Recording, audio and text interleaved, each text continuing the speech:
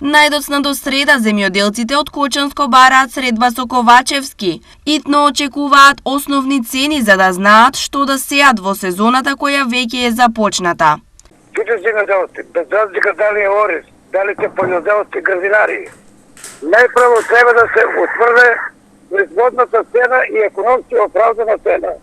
Доколку тоа не биде, ние нема што да занимаваме земјоделие. Не младите за сега така ќе панат. Ние немаме покачување на 70%, ние имаме само покачување на ретроматеријалите. Паралелно тие потенцираат дека рокот за исплата на субвенциите од 3 денари за 2021 година поминал, што за нив е ново разочарување. Поради ова, доколку до средба со премиерот не дојде итно, во недела на празникот Лазарица, тие повторно ќе организираат протести. Бараме средства до премиерот, до министерот, да не приме, да разговараме за сите наши проблеми, што во пиштат македонскиот земјоделец. Не ориза само. До премиерот, до среда не прима.